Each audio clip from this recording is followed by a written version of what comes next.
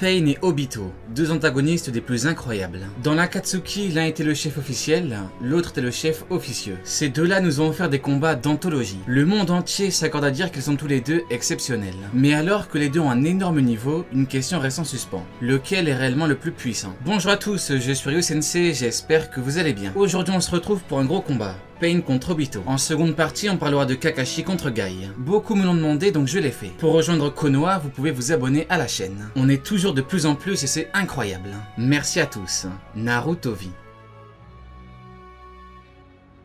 On va déterminer le plus puissant tout au long de leur vie. Ce Obito là est un Chunin qui vient d'éveiller son Sharingan. Obito est un Uchiwa qui a le feu comme affinité. Obito est un Shinobi avec des compétences dites moyennes. C'est tout de même un Chunin. Il peut accomplir des missions de rang C et même B. Il est devenu Chunin à 11 ans. C'est donc un Shinobi à moitié accompli. Concernant Nagato à 11 ans. D'après Jiraiya, seulement 10 ans, il maîtrise tous les changements de nature de chakra élémentaires. Dans le monde ninja, c'est considéré comme un exploit. À cet âge, personne ne l'a fait. Donc il n'y a pas de débat. Nagato a le Rinnegan et Obito n'a que le Sharingan, sans 3 Tomoe. À cet âge, Nagato est le plus puissant.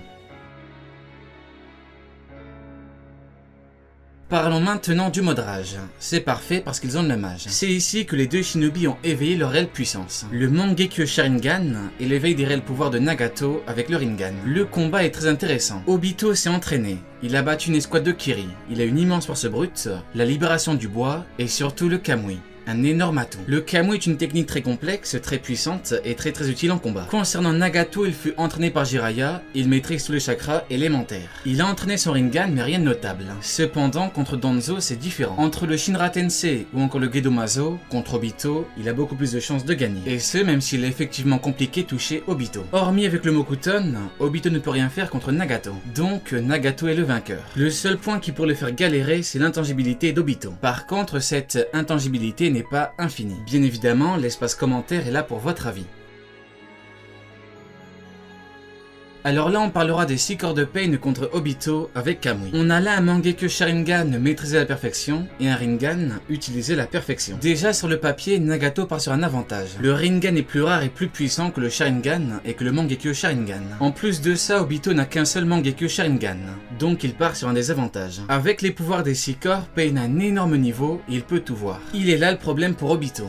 Pain peut tout voir et faire une stratégie. Même si Obito arrive à battre un corps, il peut revenir avec Jigokudo. Si Obito bat Jigokudo, il ne suffit que d'une erreur pour qu'il perde. Heureusement pour lui, Obito a l'Izanagi en cas d'urgence. Le problème c'est qu'il y a 6 corps de Pain en tout. Il n'est pas contre un seul ennemi. Et malheureusement pour lui, Obito n'a pas l'arsenal d'Itachi, son arsenal légendaire. Dans l'absolu, Obito peut vaincre Pain, mais ses chances sont vraiment infimes.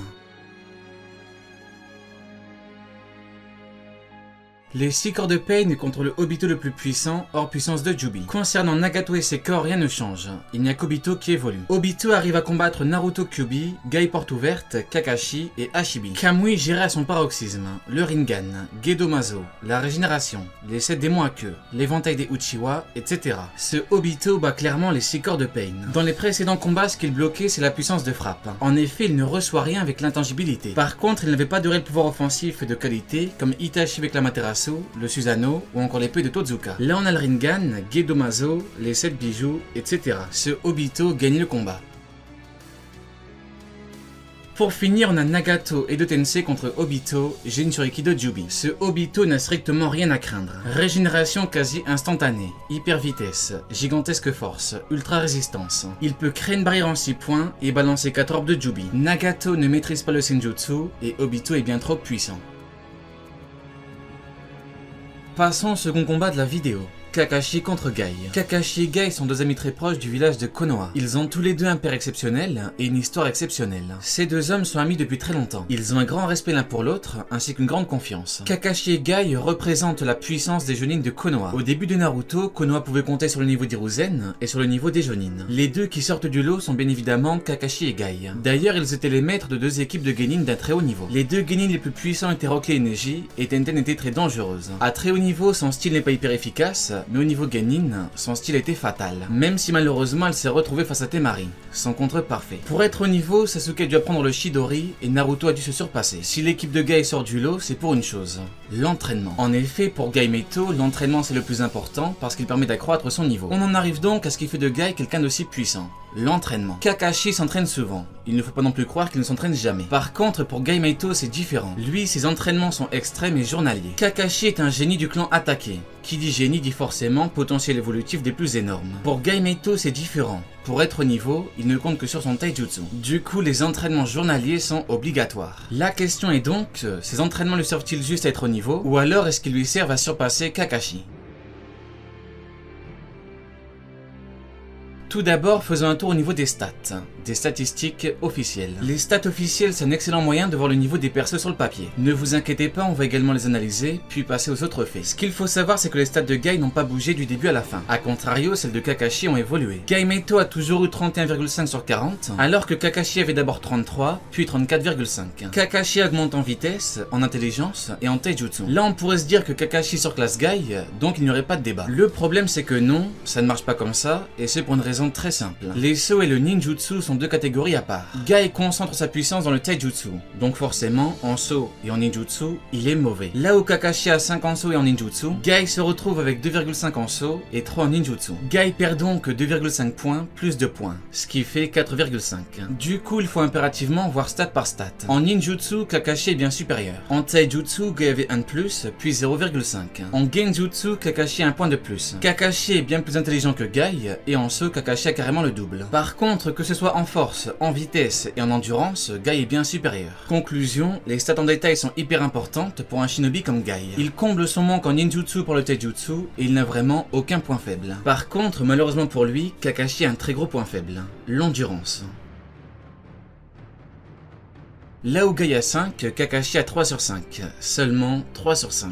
Dans un combat total, l'endurance est hyper important. C'est même primordial pour ce genre de combat. En effet, les deux shinobi sont censés avoir le même niveau. Soyons clairs, il a été répété et sous-entendu 50 fois qu'ils avaient le même niveau. Par contre, avoir le même niveau ne veut pas dire qu'on ne peut pas avoir de vainqueur. L'un peut bien évidemment avoir plus de chances de gagner que l'autre. On détermine ceci via plusieurs choses. Les stats, les actions, les techniques, etc. Ça fait des années que j'analyse les rapports de force, les combats, les techniques, etc. Je suis donc en mesure de vous analyser les choses le plus clairement possible, et toujours avec le plus de neutralité possible. Kakashi et Guy ont le même niveau, or, Guy a bien plus d'endurance. Conclusion, via l'endurance, Guy a un peu plus de chances de gagner. Par contre, attention, ce n'est pas terminé.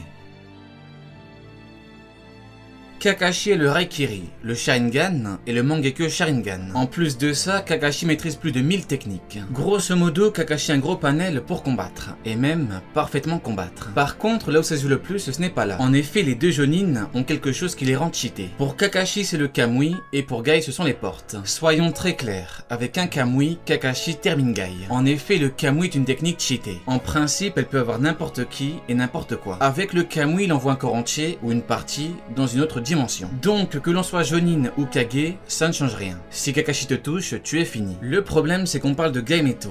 Gaimeitou est beaucoup trop rapide. Sasuke a dit que Guy était plus rapide que Kakashi. Il a raison parce qu'en vitesse, Guy a 5,5. Pour le Kamui, il y a deux défauts. Il faut avoir la cible, si elle bouge c'est compliqué, et après l'avoir utilisé, Kakashi est épuisé. Kakashi a galéré à avoir Deidara avec son Kamui. Question, peut-on comparer la vitesse de Guy à la vitesse de Deidara ? La réponse est non. Par contre, Kakashi est hyper intelligent. Donc dans l'absolu, dans un combat total, il pourrait piéger Guy pour l'avoir. Malheureusement pour lui, son Sharingan n'a pas d'effet sur Guy. En effet, Guy a sauvé Kakashi, Azuma et Kurenai d'Itachi et Kisame. Guy peut combattre quelqu'un juste en regardant ses pieds. Par contre, je le répète, avec un seul Kamui, Kakashi pourrait gagner. Parlons maintenant des portes. Sans en parler en détail, les portes octroient un énorme power-up. Je ne parle pas de la 8ème porte parce que Guy perd la vie. Une vraie victoire en 8ème porte, c'est en battant une personne pour en protéger d'autres. La 7ème porte de Gaimeitou a explosé Kisame. Kisame qui avait pourtant parfaitement combattu Killer Bee. Factuellement, Killer Bee était gêné parce qu'il protégeait des proches. Par contre, Killer Bee reste Killer Bee. Donc s'il a galéré, ce n'est pas pour rien. Avec la 7ème porte, Guy a battu Kisame. C'est ce qu'on appelle une victoire totale. Un 1 contre 1 dans les règles de l'art. De base, Gaimeitou a une énorme force brute et une énorme vitesse. En 7ème porte, il atteint un niveau bien plus grand. Son niveau devient tout bonnement hallucinant. En plus de ça, Guy utilise un nunchaku qui est hyper efficace. Un coup bien placé et l'adversaire est en difficulté. Un corps humain reste un corps humain. Kakashi n'a malheureusement plus son sabre du clan attaqué. En 7ème porte, Guy a un énorme niveau qui est difficilement contenable. Chaque coup de Gaimeitou est envoyé avec une force hallucinante. Au corps à corps, Kakashi ne pourrait jamais prendre l'avantage. Il doit donc jouer avec ses points forts. l'intelligence, les techniques et le kamui. Ce qu'il faut comprendre, c'est qu'en combat, Kakashi pourrait vaincre Guy. Par contre, deux choses font que c'est compliqué pour lui. Son manque d'endurance et la surpuissance de Guy en 7ème porte. En conclusion, je dirais que Guy Meito a plus de chances de gagner que Kakashi. Vous pouvez me dire en commentaire le résultat selon vous. Allez, Diane, tu n'auras pas regardé mes vidéos pour rien.